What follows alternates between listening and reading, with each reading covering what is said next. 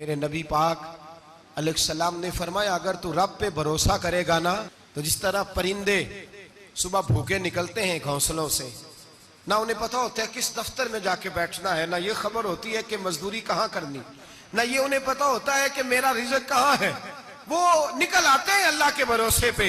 निकलना तेरी जिम्मेदारी है, निकलना। वो निकल आते हैं अल्लाह के भरोसे पे। फरमाया जब निकल आते हैं शाम को वापस लौटते हैं तो अल्लाह उन्हें पेट भर के रोजी अता करता है।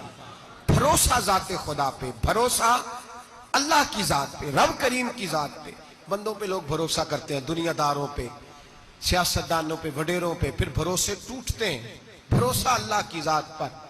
और जब अल्लाह की जात पे तेरा भरोसा होता है ना तो मेरे भाई, उन तन्हाइयों में जिन तन्हाइयों में कोई काम नहीं आता, उन मजबूरियों में जिन मजबूरियों में लोग दामन छुड़ा के निकल जाते हैं, जब तेरा भरोसा अल्लाह की जात पे होता है तो उन बीमारियों में जिनमें मेडिकल रिपोर्टें जवाब दे जाती, डॉक्टर हथियार फेंक जाते हैं, उन तनाइयों में, परेशानियों और आजमाइशों में जो जात फिर आगे बढ़ के तेरा दामन थामती है वो जाते खुदाबंदी ही होती है। फिर अल्लाह तबारक व तआला तेरी मदद फरमाता है, फिर वो उसका करम तुझे थाम लेता है। जब तू भरोसा, हजरत इब्राहिम के लिए आग जलाई गई,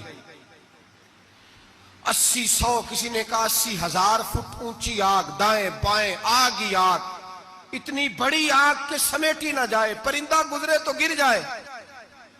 हजरत इब्राहिम को आग में डाला जाने लगा, कोई साथी नहीं, कोई प्यारा नहीं, कोई दोस्त नहीं, कोई भाई नहीं, कोई उम्मती नहीं, कुछ भी नहीं, अकेले मंजनीक बनाई गई, उस मंजनीक में रख के फेंका जाएगा।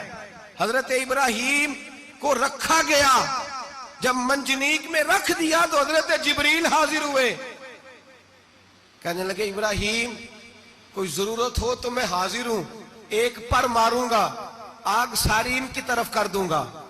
अब फरमाने लगे हाजत तो है पर तेरे साथ मेरी कोई हाजत नहीं। वो बारिश का फरिश्ता आया, कहने लगा हुजूर हुक्म दे तो बरसा दूं।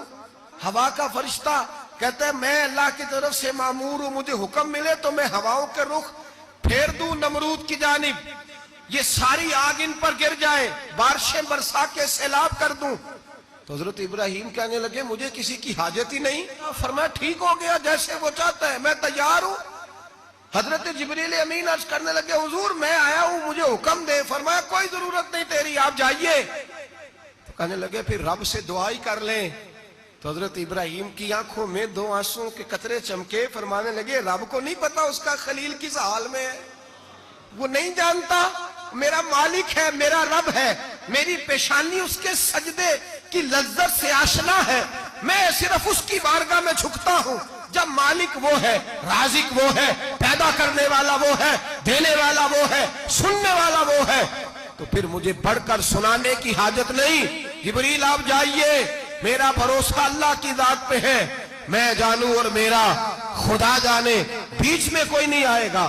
हजरत सैयदना और फिर अल्लाह तबारक व तआला के नबी का भरोसा था तो फिर आजमाया गया उनका भरोसा। ये नहीं कि आग फेंकने से पहले बुझ गई, बल्कि तमाम किताबें उठाइए, आग में एक दफा गिरना पड़ा, आग के अंदर झोंस दिए गए, डाल दिए गए। जब आग में गिरे हैं फिर आवाज आई है या नारुकूनी बरदम व सलामन अला इब्राहिम, ए आग अब तो इब्राहिम के लिए सलामती वाली भी हो जा और ठंडी भी हो जा।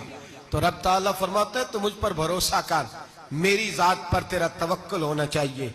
मैं यतवक्कल अलल्लाह फहुव हस्बुह, तू मेरी जात पर भरोसा कर, मैं तेरी दुनिया भी अच्छी कर दूंगा, तेरी आखिरत भी अच्छी कर दूंगा।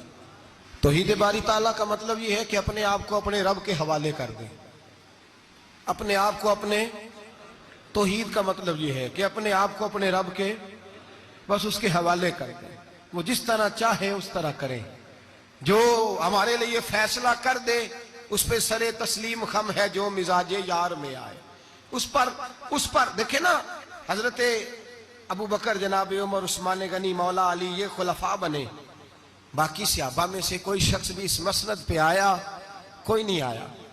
फिर कुछ सहाबी गवर्नर बने, हजरत बिलाल अबशी किसी ओहदे पे भी फायज नहीं हुए, नौकरी सबसे ज्यादा, एक ओहदा भी नहीं, लेकिन तारीख में कोई कमजोर हवाला भी नहीं कि कभी हजरत बिलाल ने कहा हो कि मैं बड़ा परेशान हूं, कुछ भी नहीं, जायदाद नहीं यार, बना कुछ नहीं, घर कोई नहीं, तो चलो मकान बन जाते, 2 दुकानों का किराया ही आने लगता, कोई बात नहीं फरमाई, जिंदगी को मुतमईन गुजारा।